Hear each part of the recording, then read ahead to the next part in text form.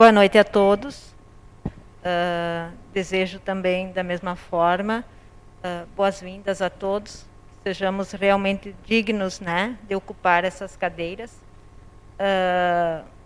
Eu quero, ao mesmo tempo, cumprimentar o presidente, todos os colegas já nominados durante a apresentação, né, os funcionários da casa, pessoal da imprensa e quem nos acompanha também através do Facebook da Câmara de Vereadores.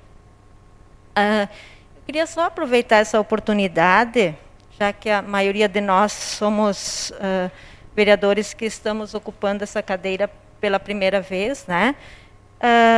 Eu queria fazer uma reflexão sobre a política, especialmente em relação à visão que a maioria da população tem em relação aos políticos. Em maio desse ano, eu me deparei com essa coluna de 0 hora, do Davi Coimbra, na qual ele discorre um pouquinho sobre esse tema da política. Eu vou transcrever alguns trechos e, dentre o que ele escreveu na coluna, eu destaquei alguns pontos onde, por exemplo, o autor da coluna diz: o político, por mais simpático e envolvente que seja, tem sempre de ser olhado com desconfiança. Segue ele dizendo: políticos são pessoas perigosas, porque a matéria-prima que lidam é o poder. E o poder, alguém já disse, atrai o pior e corrompe o melhor. E segue o autor dizendo: são raros os homens que não se deixam corromper pelo poder. E a corrupção, no caso, é a locupletação mesquinha, o vulgar desvio do dinheiro e dos bens. E ele diz: é o aviltamento do espírito do serviço público, que é exatamente servir ao público, e não a si mesmo, ou a um grupo, ou a um partido, aos amigos ou à família. Depois de uma longa reflexão, então, sobre a degeneração da classe política, ele conclui a coluna afirmando: assim é a política brasileira, muita paixão, pouca razão, políticos cheios de esperteza, seus apoiadores cheios de ingenuidade, e por conta disso estamos em meio a essa burrice. Forte, né, colegas? Muito forte. Quando eu li essa coluna em maio de 2020, eu tenho que confessar para vocês que eu cheguei a hesitar. Hesitar quanto à minha intenção, à minha decisão de entrar ou não para a carreira política.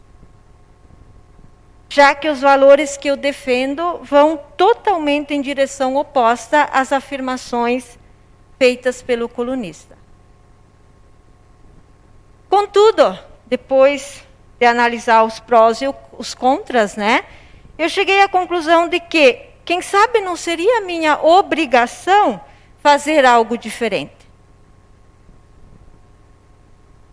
E não me omitir. Que poderia estar também sob minha responsabilidade desconstruir esses conceitos que ele traz na sua coluna.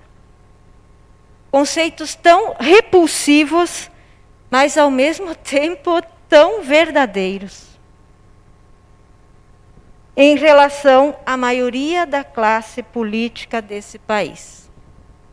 Aliás, tem um provérbio que nos diz: é no silêncio dos bons que o mal toma conta. Portanto, colegas, eu desejo verdadeiramente que os nossos mandatos sejam exercidos dentro da integridade. E sejamos reconhecidos pela comunidade que depositou a sua confiança nas nossas candidaturas através do voto, que sejamos reconhecidos pelos nossos eleitores pela nossa eficiência e responsabilidade. Que sejamos um poder legislativo sólido e atuante. Não tenho dúvida que a nossa Câmara será do tamanho que nós desejamos que ela seja. Que nunca nos esqueçamos que o nosso cargo emana do povo. E que temos por obrigação exercer nosso mandato primando por princípios éticos e morais. Dentro do que diz o texto, dentro do espírito do serviço público, que é exatamente servir ao público, e não a si mesmo ou a um grupo. Aprendi também durante a campanha que ser vereador, no real sentido da palavra, é ser capaz de ver a dor. É ser capaz de ver no outro a ausência do mínimo, para que a nossa população efetivamente tenha dignidade de exercer a sua cidadania. Desejo que nenhum de nós, os 11 que estão aqui, ao final do nosso mandato, perca a coragem de olhar nos olhos dos nossos filhos, dos nossos familiares e principalmente nos olhos dos nossos eleitores. E efetivamente que mantenhamos nossa dignidade e, consequentemente, o respeito da sociedade barbosense. Obrigada.